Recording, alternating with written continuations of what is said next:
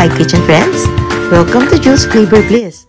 And in today's episode, isi-share ko naman sa inyo ang isang simpleng ulam na alam ko you will like it. Ito ay chicken broccoli stir fry. Napakadaling gawin, but so yummy. So, come on, let's get started!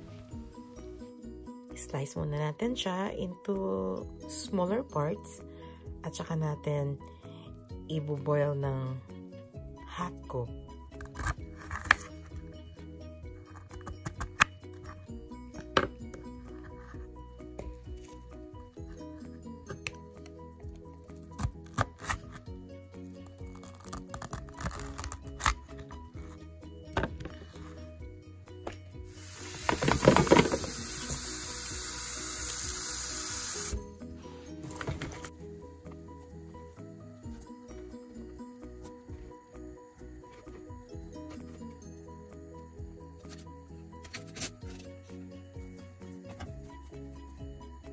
At this point, marinate naman natin yung chicken na binibaw natin kanina. And with lemon,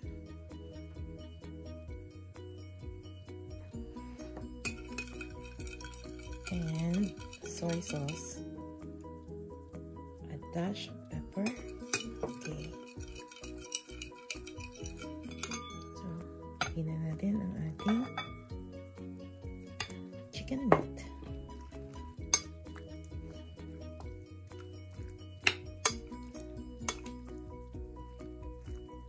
I-marinate natin siya for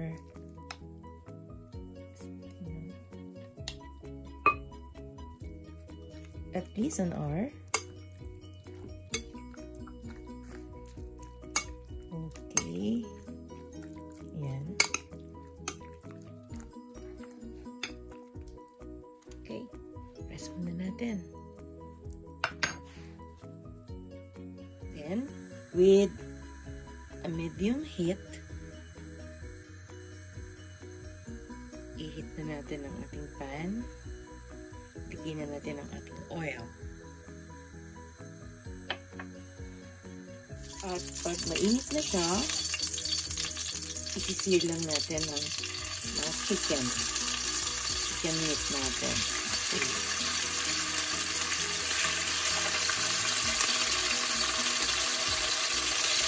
Huwag natin ito-crowd kasi lalabas lahat ng juice niya. So important dito is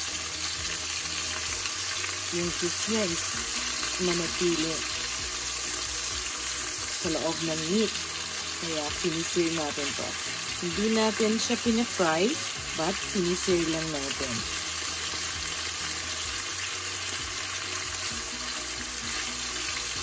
Para maging moist, juicier, and soft ang ating chicken meat. Pwede natin. Okay. Flip sa kabilang side.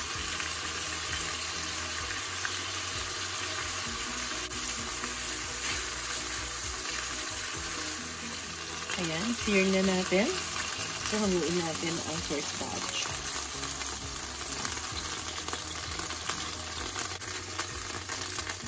Maging juicier siya.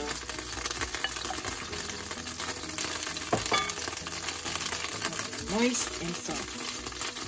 Ito naman yung mga batch.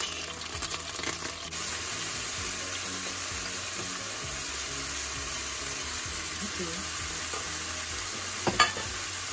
With the same pan, saute natin ang garlic.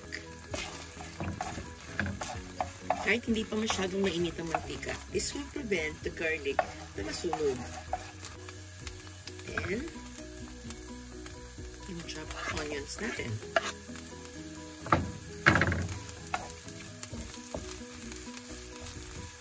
Hintayin natin maging translucent yung kanyang appearance ng ating sibuyas. At naka-medium to to high heat ang gamit ko. At ayan, nagka-caramelize na yung ating onions, no? Pero hindi dapat malakas ang apoy dahil masusunog siya. Pero pag nag-caramelize ang onion nyo, meron tong ini-infuse na o nilalabas na masarap na flavor. At ito rin ang magdadala ng mga lutuin natin kapag maayos nating naluto ang sibuyas at ang bawang. At this point, nalagay ko yung aking mga mushroom. Kahit anong klaseng mushroom, pwede.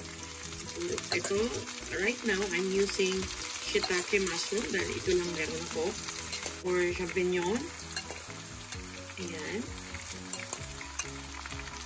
Pero kung meron kayong shiitake mushroom, mas maganda dahil mas may distinctive flavor siya. Since luto ng ating chicken, I will add ang oyster sauce.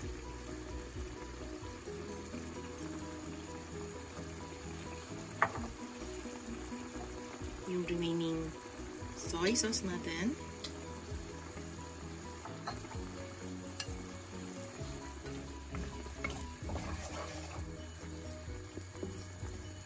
Haluin lang natin.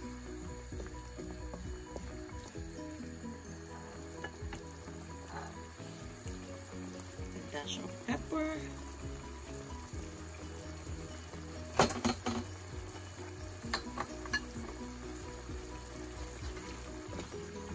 Mix. Okay. Cover lang natin hanggang sa maluto na ang ating mushroom. Yes, add na rin natin ang chicken natin.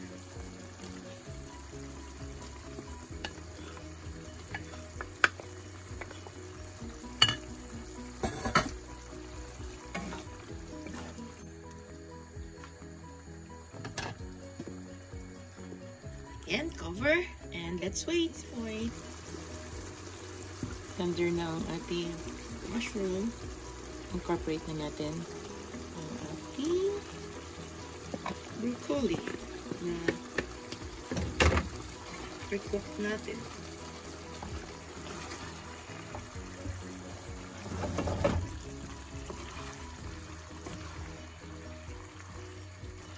Siya. Ganda ng color.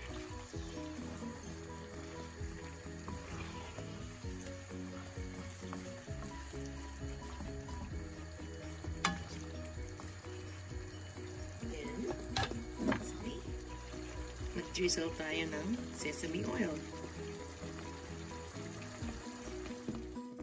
And jaran! Here's our chicken, broccoli, and mushroom stir fry. A mouth-watering dish. I do hope nagustuhan nyo ang episode natin for today kasi napakarami pa nating ulam series na gagawin. And if you do so, please don't forget to subscribe ha. Like and share. So, shoutout muna tayo sa ating mga bagong kitchen friends. Si Ate Net ng Nueva Vizcaya and to Michael ng Naiya. Hello there! Thanks for watching, guys. See you next time. Please do take care. God bless. Bye!